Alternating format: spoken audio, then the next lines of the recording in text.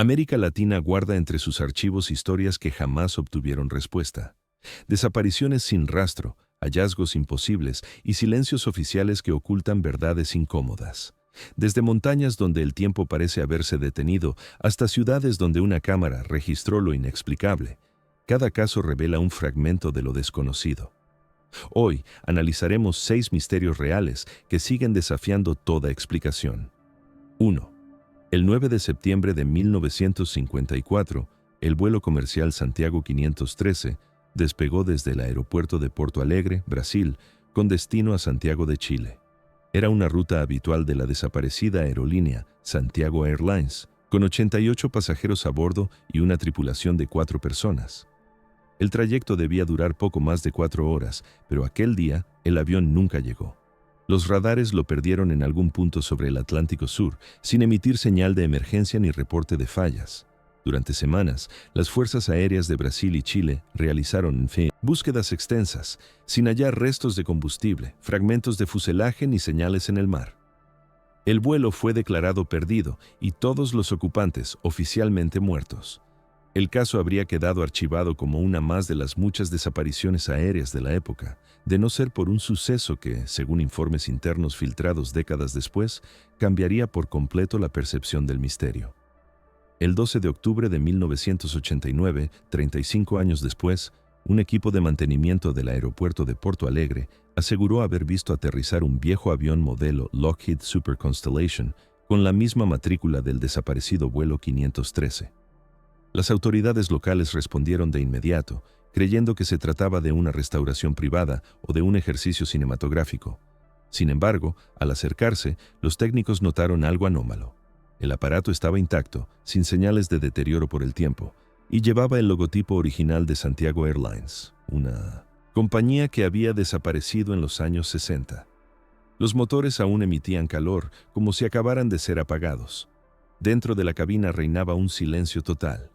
Cuando los inspectores abrieron la puerta principal, encontraron a toda la tripulación y a los pasajeros en sus asientos, sin vida. Los cuerpos estaban momificados, vestidos con los uniformes originales y con objetos personales propios de la década de 1950. Ninguno mostraba signos de violencia ni de despresurización. El piloto, identificado como Miguel Víctor Cordeiro, aún sostenía el control del avión, con la mirada fija hacia adelante.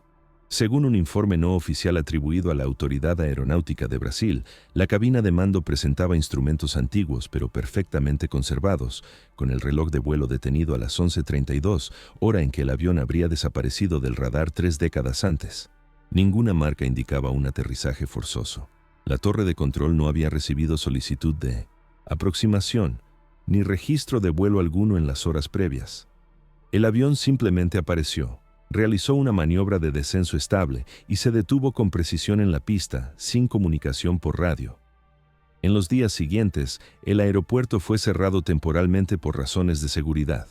Los medios locales informaron de maniobras de entrenamiento o de una aeronave no identificada detectada en la zona. Sin embargo, varios empleados del aeropuerto afirmaron haber visto el avión y describieron el mismo número de matrícula. P-SDC. El correspondiente al vuelo 513. Uno de ellos, un técnico de radar llamado João Furtado, declaró años después que la señal del avión apareció en el monitor durante menos de un minuto, como si hubiera surgido de la nada. Los restos fueron trasladados a un hangar militar, y según los informes disponibles, la investigación fue asumida por la Fuerza Aérea Brasileña. Ningún reporte oficial fue publicado. Cuando Nintendo periodistas extranjeros solicitaron acceso a la documentación, se les informó que los archivos habían sido clasificados por motivos de seguridad nacional. A partir de entonces, los testimonios quedaron fragmentados. Algunos mecánicos afirmaron que el avión fue desmantelado y transportado en secreto a un destino desconocido. Otros aseguran que, durante varios días, hombres vestidos de civil tomaron fotografías y recogieron muestras del interior antes de sellar el hangar. Lo único que se conserva en registros públicos es la matrícula del vuelo y su último manifiesto de pasajeros, un documento amarillento que aún figura en los archivos de Porto Alegre. Entre los nombres figuran empresarios, familias y 2 diplomáticos chilenos que nunca fueron hallados. El destino final de los cuerpos, según fuentes extraoficiales, fue una instalación médica en Río Grande do Sul, donde se tomaron muestras biológicas que desaparecieron poco después. La aerolínea Santiago Airlines, ya inexistente en ese momento, jamás emitió declaración alguna. Los familiares de las víctimas, que llevaban décadas viviendo con la versión oficial del accidente, se enteraron del supuesto hallazgo por rumores en la prensa y solicitaron la reapertura del caso, sin éxito. En 1990, el gobierno brasileño negó públicamente la existencia de cualquier aeronave con esas características y calificó el relato como una distorsión popular de hechos antiguos. No obstante, algunos investigadores civiles señalaron la coincidencia de fechas y el registro histórico del vuelo perdido. En los archivos de meteorología de 1954, el trayecto del vuelo 513 se registra como despejado y estable. No hubo tormentas, ni turbulencia severa, ni actividad solar anómala. El avión simplemente se desvaneció del radar a mitad del Atlántico. La hipótesis más aceptada entre los especialistas es que la historia del aterrizaje en 1989 fue fabricada a partir de rumores y notas no verificadas, posiblemente confundidas con un hallazgo de restos antiguos. Sin embargo, lo que mantiene viva la duda son las coincidencias documentales. La matrícula, el tipo de aeronave y los registros de mantenimiento coinciden con los del vuelo original. Aún hoy, algunos empleados retirados del aeropuerto de Porto Alegre sostienen que aquel día vieron algo que no supieron explicar. Dicen que el avión se detuvo en la pista sin tripulación visible y que, cuando los militares llegaron, ordenaron a todos abandonar el área. El hangar donde, supuestamente, fue almacenado el aparato fue demolido años después y en su lugar se construyó una nueva terminal. No quedó ningún registro visual ni material de su existencia. El expediente oficial continúa cerrado. Para las autoridades, el vuelo Santiago 513 sigue desaparecido desde 1954. Para quienes aseguran haberlo visto regresar, sigue siendo el avión que volvió sin pasajeros vivos, como si el tiempo mismo hubiera decidido conservar su último trayecto en silencio. 2. El 14 de mayo de 1998, Emanuela Rivas, una estudiante de arquitectura de 22 años, salió de su departamento en el barrio de San Telmo, Buenos Aires, rumbo a una reunión con compañeros de la facultad. Vestía una chaqueta marrón, jeans oscuros y llevaba una carpeta azul con planos. A las 18:47, una cámara de seguridad de la calle Perú registró su figura caminando en dirección al edificio número 732, un antiguo inmueble clausurado desde hacía años por riesgo estructural. Esa fue la última vez que se la vio con vida. La filmación, de baja calidad, muestra cómo Emanuela se detiene frente al portón metálico, observa a ambos lados de la calle y empuja una puerta lateral parcialmente abierta. Luego, desaparece en la oscuridad del pasillo. Ninguna cámara la registró saliendo. Al día siguiente, sus padres denunciaron la desaparición en la comisaría 14. Según el parte policial, no había indicios de robo ni de secuestro. Su billetera y sus documentos fueron hallados intactos sobre la mesa de su habitación. La puerta del edificio abandonado fue precintada esa misma tarde. El lugar, conocido como el edificio Lutz, había pertenecido a una compañía textil quebrada en los años 80. Desde entonces, había sido objeto de múltiples denuncias por ocupaciones ilegales y actividades nocturnas no autorizadas. Los vecinos aseguraron que en los días previos a la desaparición se escuchaban ruidos metálicos y pasos dentro, aunque el inmueble permanecía oficialmente cerrado. La policía ingresó el 16 de mayo acompañada por bomberos. El recorrido de los pisos se realizó con linternas debido a la falta de energía eléctrica. En el primer nivel encontraron señales de ingreso reciente. Huellas en el polvo, una botella de agua y restos de papel con dibujos técnicos similares a los que Emanuela usaba en sus trabajos. En el segundo piso, los oficiales hallaron marcas en el suelo que indicaban movimiento de muebles. Pesados, aunque no había rastros de personas. No se hallaron signos de violencia, sangre, ni objetos personales adicionales. Los informes forenses determinaron que las huellas pertenecían a un calzado femenino talla 37, coincidente con la medida de la joven. Sin embargo, no se pudo establecer una dirección clara de salida. El portón principal, según los peritos, se encontraba cerrado desde el interior con una cadena oxidada que databa de años. La hipótesis de que Emanuela hubiera salido por otra vía fue descartada. Las ventanas estaban selladas con tablones y las puertas posteriores bloqueadas por escombros. El caso comenzó a adquirir notoriedad cuando el canal local Canal 13 emitió las imágenes de la cámara de seguridad en horario central. En ella se observaba claramente a la estudiante cruzar la calle y abrir la puerta sin ayuda aparente. Algunos televidentes afirmaron haberla visto en la zona días después, pero ninguna pista fue confirmada. Durante los meses siguientes, la búsqueda se extendió por la ciudad. Se revisaron registros hospitalarios, cámaras de transporte público y listas de pasajeros en terminales. No apareció ningún dato. En julio de ese año, un trabajador municipal que limpiaba el edificio lindante declaró haber encontrado un cuaderno en una de las azoteas. Contenía bocetos de estructuras, cálculos y una frase escrita varias veces. El eje no coincide. La letra coincidía parcialmente con la de Emanuela, pero la pericia caligráfica no fue concluyente. La libreta desapareció del expediente semanas después. En 1999, un nuevo propietario adquirió el edificio Lutz con la intención de demolerlo. Durante las obras, los obreros hallaron bajo una losa de cemento una cartera deteriorada con una credencial universitaria a nombre de Emanuela Rivas, junto con un lápiz mecánico y restos de papel deshecho por la humedad. No había restos humanos. La demolición se detuvo temporalmente, pero la policía concluyó que los objetos pudieron haber sido dejados allí por error durante la inspección inicial. Los padres de Emanuela insistieron en que el hallazgo probaba que su hija había estado en los pisos superiores. El caso fue reabierto brevemente, sin resultados nuevos. En 2003, un periodista del diario Crítica publicó una investigación señalando inconsistencias en los informes policiales. Las horas de ingreso de los agentes al edificio no coincidían con los registros de la central y uno de los peritos había sido trasladado repentinamente a otra dependencia. La nota mencionaba, además, un rumor entre oficiales sobre una segunda grabación que nunca fue difundida. Según esta versión, existía una cámara interior que habría registrado a Emanuela subiendo las escaleras con una linterna. La cinta jamás fue incorporada al expediente. En los años siguientes, el caso se convirtió en tema de estudio en universidades de criminología por la precisión del registro y la ausencia total de salida. Los investigadores coinciden en que, a pesar de la aparente simpleza del recorrido, la desaparición carece de explicación física verificable. La zona fue remodelada en 2006. En el lugar donde estaba el edificio, se construyó un complejo de oficinas. Algunos trabajadores aseguran que, durante las excavaciones, se encontraron fragmentos de hormigón con inscripciones numéricas y trazos de planos arquitectónicos. Ninguno pudo ser vinculado oficialmente al caso.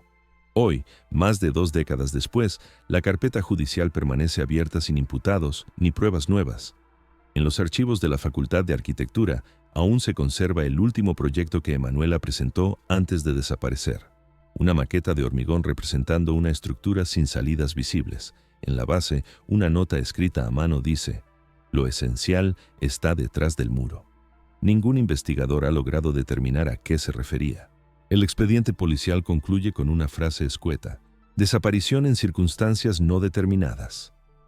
Hasta hoy, el paradero de Emanuela Rivas sigue siendo desconocido. 3. En 1973, el Hospital Psiquiátrico San Gabriel, ubicado en las afueras de Valparaíso, Chile, fue clausurado de manera abrupta por orden del Ministerio de Salud. El decreto oficial citaba irregularidades administrativas y graves violaciones al protocolo médico. Sin embargo, los informes internos, nunca publicados, sugerían algo más profundo. En los meses previos al cierre, varios empleados habían denunciado la existencia de un ala restringida dentro del pabellón norte, conocida entre el personal como la Sala de Observación Continua. No figuraba en los planos originales y solo podían acceder 3 médicos y un reducido grupo de enfermeros con autorización directa del director del hospital, el doctor Ernesto Larraín. Los testimonios posteriores coinciden en que en ese sector se realizaban procedimientos experimentales con pacientes considerados no recuperables, muchos de ellos derivados desde instituciones penitenciarias y centros de salud mental del país. Los registros oficiales de esas derivaciones desaparecieron en su mayoría.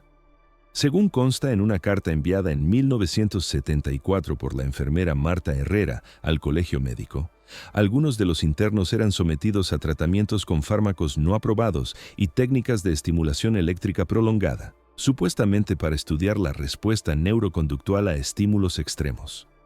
La misiva nunca fue respondida. Semanas después, la enfermera desapareció y su familia denunció no haber recibido información sobre su paradero. El hospital fue intervenido poco después. Durante la inspección, los auditores del ministerio encontraron salas vacías, documentos quemados y equipos médicos sin número de serie. En el sótano, hallaron un conjunto de archivos parcialmente destruidos que mencionaban proyectos con nombres en clave, entre ellos Operación Auris y Programa Reintegración 12. Ninguno de estos términos aparece en los registros oficiales de investigación médica de la época.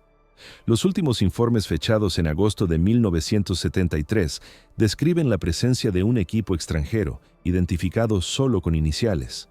Tras la clausura, el edificio fue sellado y el terreno pasó a propiedad fiscal.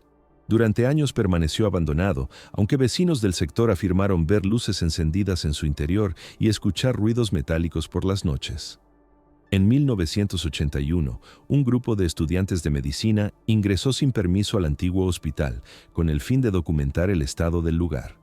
Según su relato, en los subniveles encontraron una habitación recubierta con paneles metálicos y una serie de camas numeradas. En las paredes aún se leían fragmentos de frases escritas con marcador: no cerrar los ojos y escuchar antes de hablar.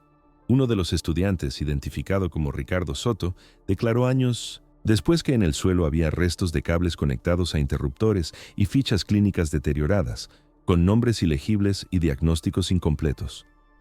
Las fotografías que tomaron esa noche fueron confiscadas por la policía tras una denuncia por allanamiento.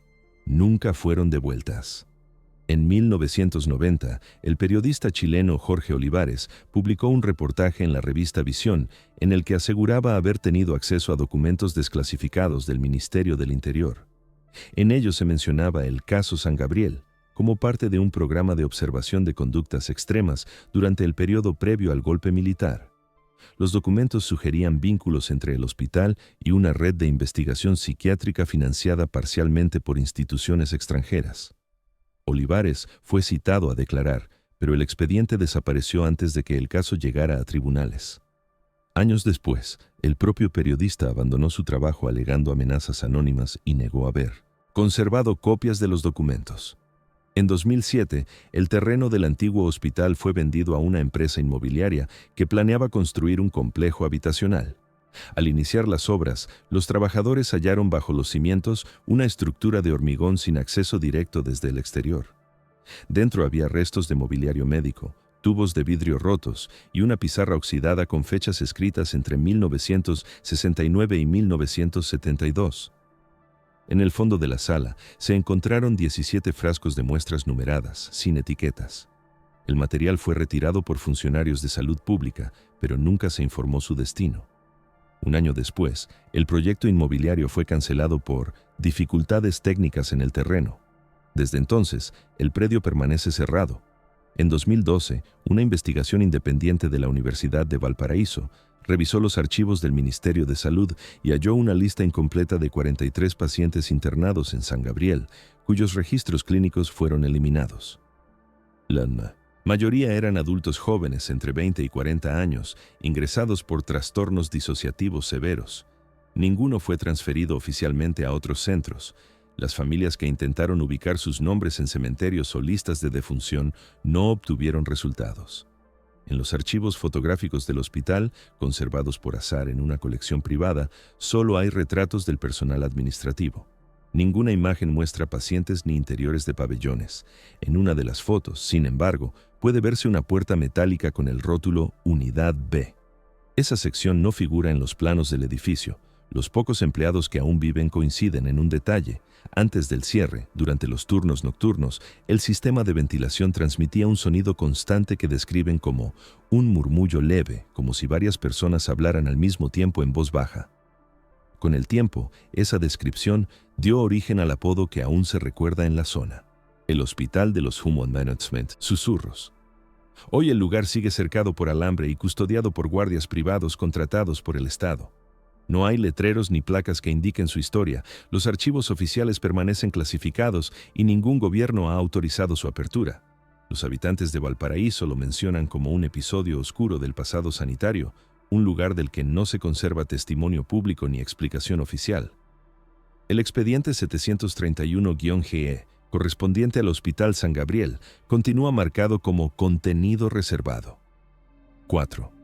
En 1976, durante los trabajos de restauración en la iglesia de San Roque, una de las construcciones coloniales más antiguas de Cuenca, Ecuador, un grupo de restauradores descubrió bajo una capa de pintura reciente una serie de murales ocultos.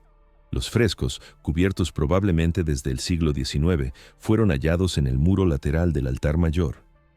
Al retirar con cuidado las capas de cal, comenzaron a emerger figuras humanas, estructuras, arquitectónicas y objetos cuya forma desconcertó a los especialistas. Las imágenes parecían datar del siglo XVI, pero representaban artefactos que, según la cronología histórica, no debieron existir hasta 400 años después.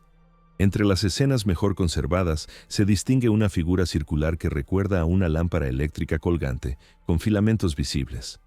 En otra, un hombre sostiene un objeto rectangular que parece emitir luz, rodeado por otros personajes que observan con expresión de asombro. En un tercer fragmento, se aprecia lo que algunos describen como una estructura metálica similar a un puente suspendido. Los expertos del Instituto Nacional de Patrimonio Cultural de Ecuador, dirigidos entonces por el arqueólogo Luis Cordero Vega, catalogaron las pinturas como anómalas pero de gran valor histórico. Los pigmentos utilizados fueron analizados en el laboratorio de la Universidad de Cuenca, donde se determinó que correspondían a materiales típicos del siglo XVI, como óxidos naturales y mezclas vegetales. No se detectó ningún componente moderno. El estudio confirmó que no se trataba de falsificaciones recientes. Aún así, los motivos no coincidían con los estilos ni los símbolos religiosos de la época. Las figuras carecían de proporción sacra y los objetos representados no tenían precedentes en el arte colonial ecuatoriano. En 1978, el investigador español Francisco Aguirre, especialista en iconografía religiosa, visitó la iglesia y afirmó en una entrevista que las escenas parecen anticipar formas tecnológicas inexistentes en su tiempo. Su comentario desató un debate académico que llegó a los medios internacionales. El Vaticano solicitó una copia fotográfica de los murales, que fue enviada en secreto meses después. Nunca se conoció la respuesta oficial. Años más tarde, un incendio en los archivos de la Curia destruyó parte del material original, incluidas las notas del restaurador principal, el ecuatoriano Marco Dávila, quien había documentado las primeras fases del hallazgo. Sin embargo, algunas diapositivas se conservaron en manos de un antiguo asistente, hoy archivadas en una colección privada. En esas imágenes, tomadas con película de 35 milímetros, se observan con nitidez los detalles que generaron la controversia: cables, torres con estructuras metálicas y una especie de máquina con ruedas dentadas. Las pruebas de datación por carbono 14 aplicadas a fragmentos del enlucido confirmaron una antigüedad de más de 400 años. Ningún registro parroquial de la época menciona su creación ni el nombre del artista. Las inscripciones halladas junto a las figuras, escritas en un castellano arcaico, son breves y difíciles de interpretar. Una de ellas dice: «Y el fuego que no quema será signo de su regreso». Los expertos en arte sacro sugieren que podría tratarse de una metáfora teológica, aunque su contexto sigue siendo desconocido.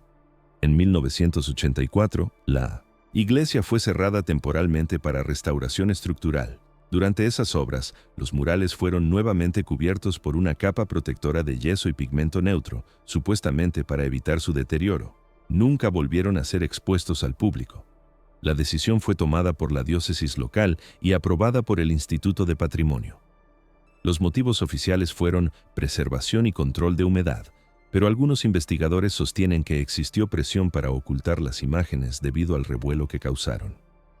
En los años siguientes, diversos historiadores intentaron acceder al sitio sin éxito.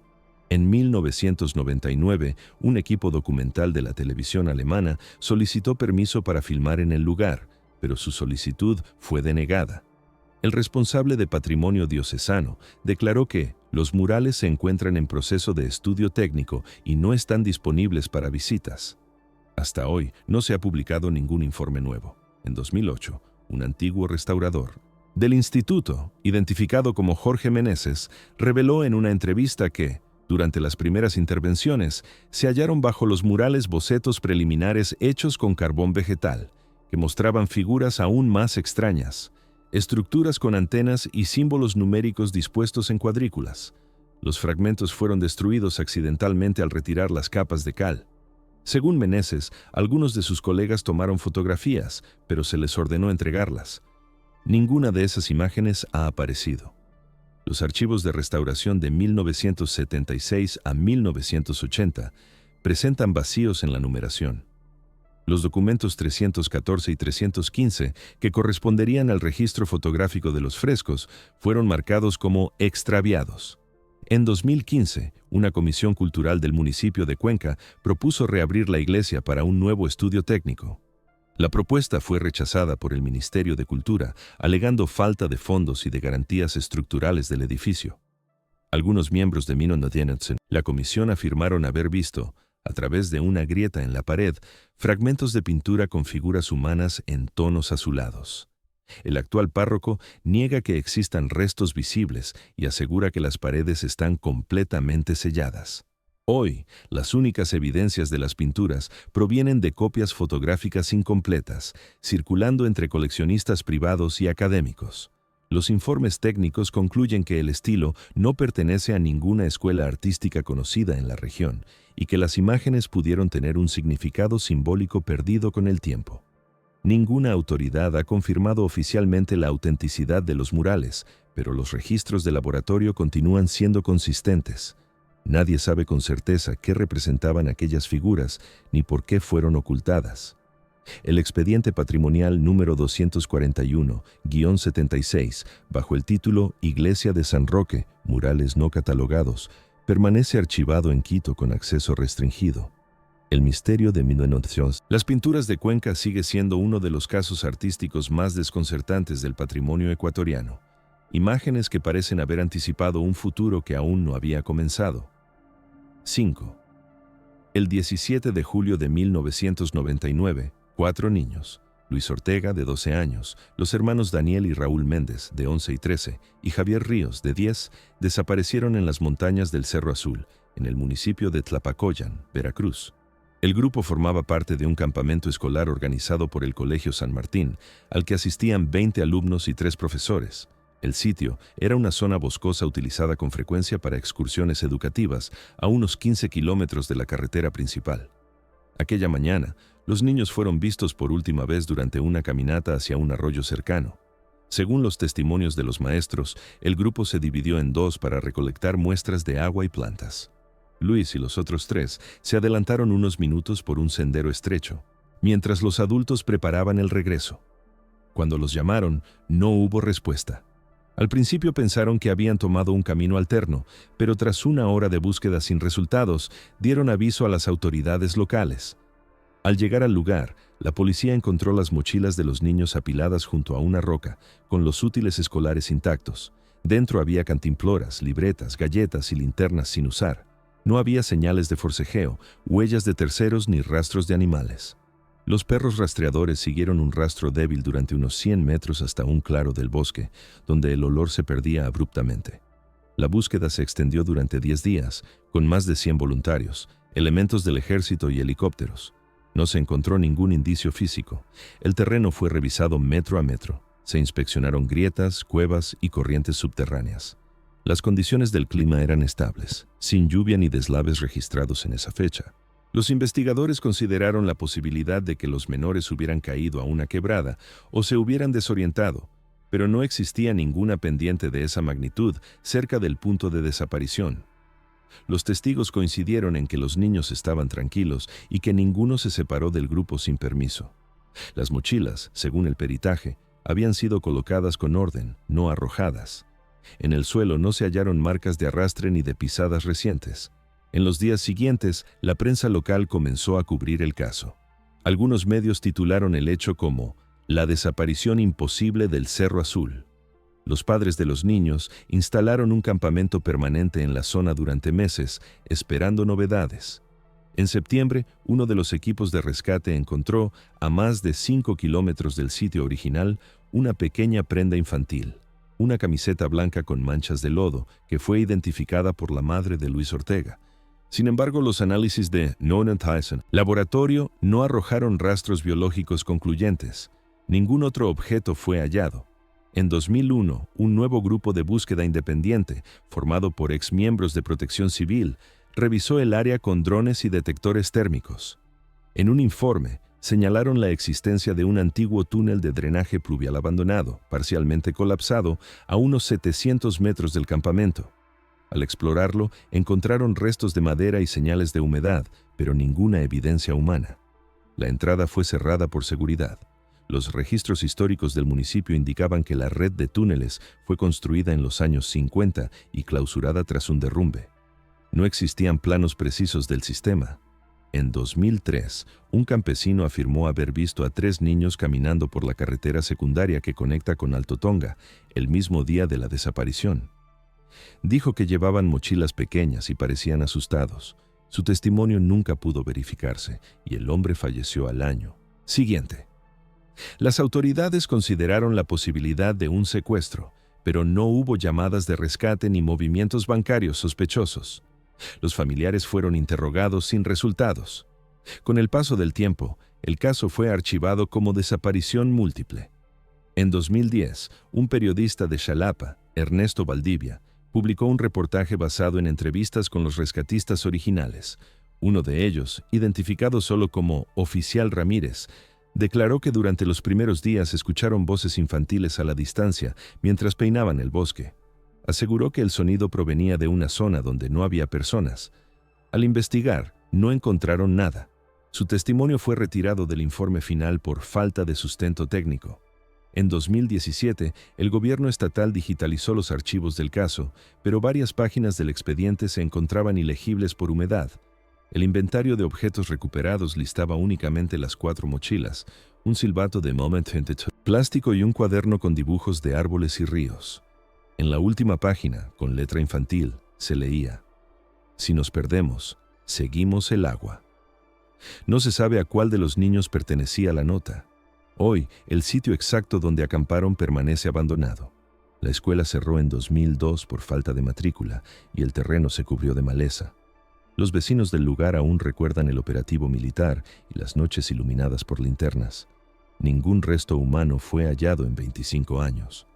El expediente, identificado como Caso 432 Cerro Azul, continúa abierto en los archivos de la Fiscalía de Veracruz bajo la categoría de desaparición no esclarecida. Para las autoridades, fue un extravío en terreno difícil. Para las familias, sigue siendo un punto en el mapa donde 4 niños entraron en el bosque y nunca regresaron. 6. En abril de 1983, en el barrio Prado de Montevideo, Uruguay, una vivienda de 2 plantas ubicada en la calle José L. Terra fue clausurada y tapiada por orden judicial. La propiedad pertenecía a la familia Carballo, ausente del país desde hacía más de un año. La intervención fue discreta. 2 patrullas, un camión del Ministerio del Interior y 3 hombres vestidos de civil. Los vecinos observaron cómo las ventanas eran cubiertas con planchas metálicas y la puerta principal sellada con cemento. Nadie explicó el motivo. El acta de clausura se registró bajo la categoría de inspección judicial con medidas de resguardo. Desde entonces, la casa permanece intacta. Según los registros catastrales, fue construida en 1927 y durante décadas funcionó como residencia particular. El propietario original, Alberto Carballo, era ingeniero naval retirado. Vivía con su esposa, Teresa, y su hijo menor, Ignacio, estudiante de medicina. En 1982, los 3 habrían viajado a España, según una nota del consulado. Sin embargo, no existe constancia de su salida oficial del país. A comienzos de 1983, un grupo de trabajadores municipales reportó un olor persistente proveniente del inmueble. La policía acudió al lugar y constató que las puertas estaban cerradas por dentro. No había señales de ingreso reciente. Los vecinos afirmaron no haber visto movimiento alguno desde hacía meses. Uno de ellos, un jubilado llamado Luis Ferreira, declaró haber escuchado ruidos en el interior la semana anterior, como pasos y muebles arrastrándose. Cuando los agentes forzaron la entrada, la vivienda se hallaba en completo desorden. Los muebles estaban cubiertos de polvo, los platos servidos sobre la mesa y las luces sin electricidad. En el suelo, según los informes internos, había documentos técnicos, fotografías y una serie de planos industriales. En una de las habitaciones del fondo encontraron un espacio cerrado con una puerta de hierro sin cerradura visible. Los peritos intentaron abrirla durante horas, sin éxito. En los días siguientes ingresaron equipos especializados del Ministerio del Interior y un juez de instrucción. A partir de ese momento, la investigación fue declarada reservada. Los vecinos fueron alejados de la zona durante varios días. Al tercer día, el inmueble fue tapiado por completo y quedó bajo custodia policial. Los informes oficiales posteriores no mencionan el contenido hallado. El expediente judicial, identificado como Caso 271/83, fue clasificado. Los empleados municipales que participaron en la obra de tapiado firmaron acuerdos de confidencialidad. Uno de ellos, entrevistado años después, relató que los técnicos que salieron de la casa lo hicieron con trajes de protección y cajas metálicas selladas. Ninguna autoridad confirmó esa versión. El expediente fue archivado en el Palacio de Justicia y durante la dictadura su acceso quedó restringido. En 1985, con el retorno de la democracia, varios periodistas intentaron reabrir el caso. El semanario Búsqueda publicó un artículo titulado La Casa del Prado que no se puede tocar, en el que mencionaba la posible existencia de material sensible relacionado con la industria militar. Días después, la nota fue retirada sin explicación. En los registros públicos, la propiedad figura como bien protegido del Estado por razones de seguridad nacional. Nadie ha vuelto a habitarla. En 1991, un grupo de estudiantes de historia urbana logró acceder a los planos catastrales y descubrió que el terreno incluía un pequeño subsuelo no registrado oficialmente. El plano databa de 1942 y mostraba una estructura rectangular bajo el comedor principal. Ese mismo año, el Ministerio del Interior confirmó que el inmueble continuaba bajo control judicial y que no se permitirían excavaciones. No se mencionó la existencia de un subsuelo. En 2007, una solicitud de acceso a la información pública, presentada por el abogado uruguayo Diego Machín, fue denegada por razones de confidencialidad permanente.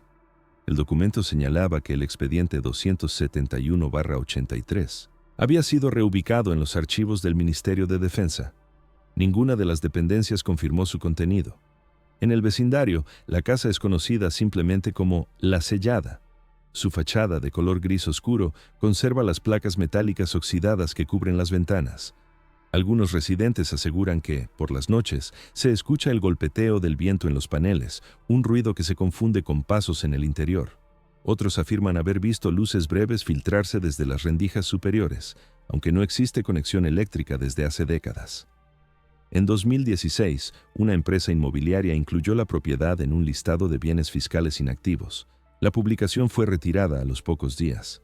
En los registros posteriores, la dirección aparece tachada. El último intento de acceso conocido ocurrió en 2019, cuando un equipo documental extranjero solicitó permiso para grabar exteriores. La solicitud fue rechazada por la Intendencia de Montevideo con el Donuts en Perú. Argumento de que el inmueble se encuentra bajo control de autoridad federal. Hasta hoy, nadie ha confirmado oficialmente qué motivó la clausura ni qué se encontró dentro. En los archivos de prensa de 1983, un pequeño recorte menciona brevemente el operativo. Acción preventiva por orden judicial, sin heridos ni incidentes. No hay más detalles. Algunos investigadores creen que la vivienda fue utilizada como laboratorio clandestino durante la dictadura, aunque no existen pruebas concretas. Otros apuntan a una operación fallida vinculada a tráfico de materiales sensibles. El Estado uruguayo nunca emitió declaración oficial. 40 años después, la casa permanece exactamente igual, cerrada, silenciosa y rodeada de maleza. Las planchas metálicas siguen firmes, el sello judicial aún visible sobre el cemento. Nadie la ha reclamado. Ninguna institución reconoce su propiedad, solo queda un número en los archivos. Expediente 271/83, propiedad de interés. Restringido. Lo demás, según las autoridades, sigue siendo materia reservada. Gracias por llegar hasta el final. En el eco del tiempo, las sombras guardan aquello que la memoria olvida y solo el silencio conoce el verdadero rostro de la verdad.